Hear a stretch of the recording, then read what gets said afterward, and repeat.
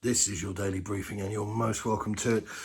Nuno Espirito Santo is desperate for a quick return to the Premier League, but the Portuguese coach's agent, Jorge Mendes, is eyeing up a move to France, with Lyon and Lille being possible destinations. League One is known for its quick managerial turnarounds, including this summer, which saw 9 coaches leave their positions. 3 of those joined a different club in that division. They are welcome to him. Christian Romero got himself into a little bit of bother last night. Kuti went off injured in the Argentina versus Brazil clash, and physios back in London here will be assessing the extent of what appears to be some class of hamstring injury to his left peg. While we await the outcome, it is worth paying a small tribute to what was a dynamic performance from the Argentine playing for his country.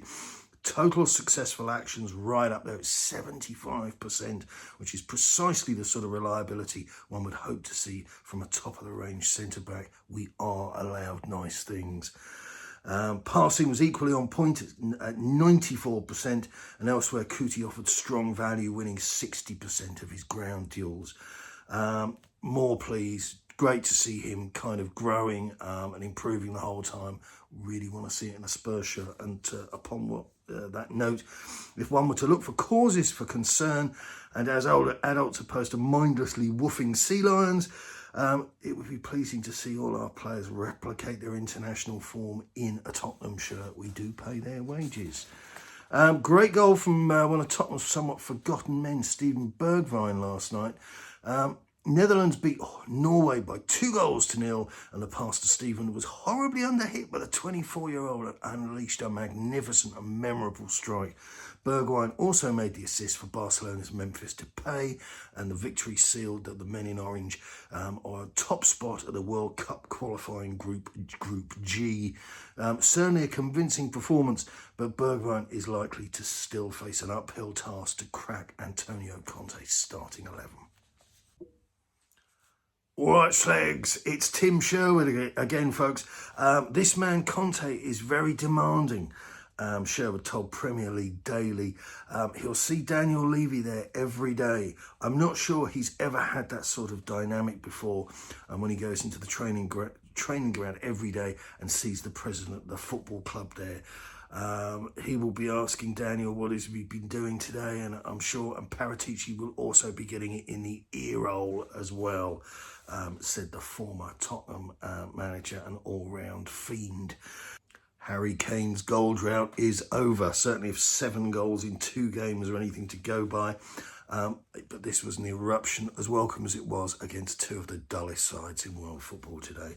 To be truthful for me, this was less like watching a chef produce a fine dining experience and more like witnessing a hot dog eating competition with all the usual slurps, gasps, burps, and otherwise one might expect from such an occasion.